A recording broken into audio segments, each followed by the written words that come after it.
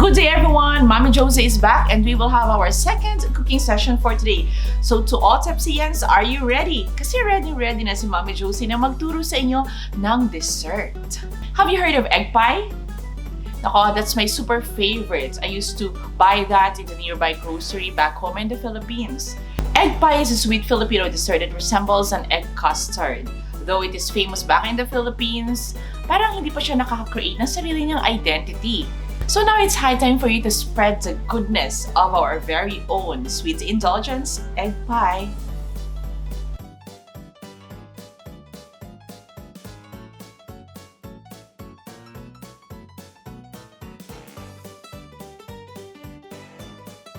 You can now make your own egg pie at home for personal consumption or even make a small business out of it. So to start, ladies and gentlemen, we need to first do our crust.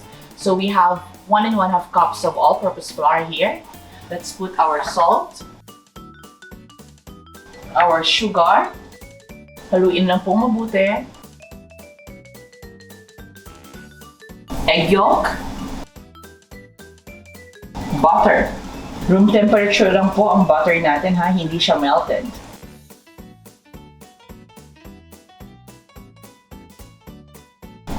Now it's time to put our 3 tablespoons of ice water. You can adjust the sugar if you don't want it a little bit sweet. Si Mommy Josie lang gusto ng medyo sweet ang ating crust.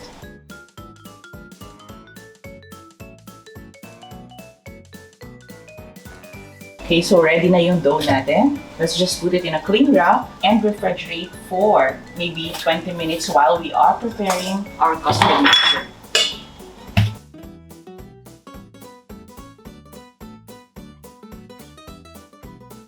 Now for the filling, let's start with the eggs.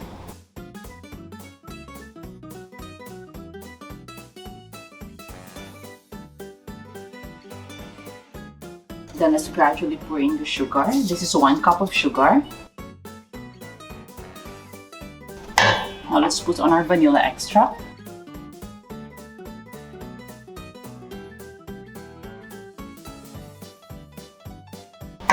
Pour in our evaporated milk.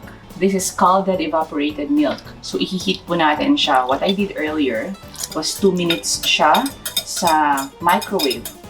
2 minutes, ha? Do not boil. Ako naman, I have secret. This is very optional if you want. Just that, feeling lang ni Mommy Josie mas yummy siya if I put in powdered milk.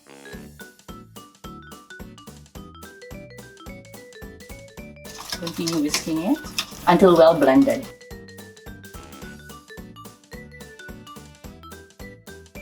Set aside. Now our egg white.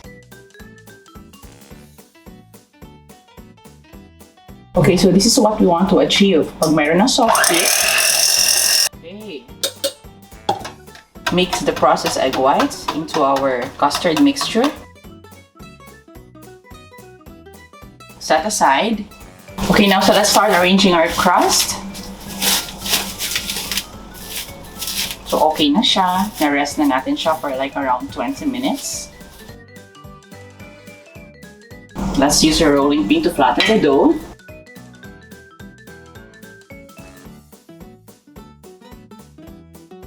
So now let's arrange the flattened dough on top of the baking pan.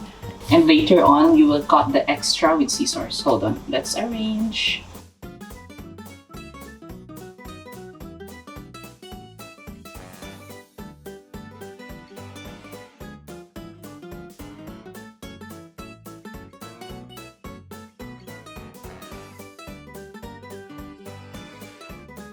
We are ready to pour the mixture on our pie crust. There you go!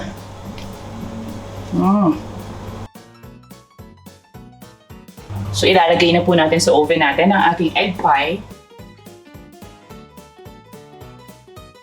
A few moments later. So eto na po, ladies and gentlemen, our very own egg pie. So you don't need to buy outside, you can make it at home kasi very simple lang to.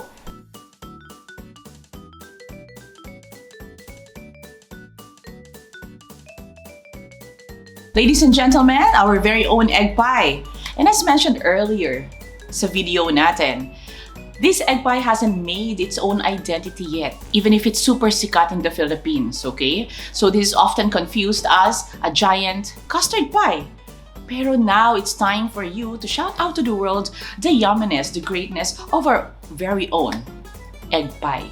Since marunong na kayong gumawa na kayo and time to show off our very own sweet indulgence. Egg pie! Hope you enjoyed our cooking session for today. Again, my name is Josie and you can always call me Mommy Josie. Don't forget to subscribe sa ating YouTube channel na Love Josie. Bye!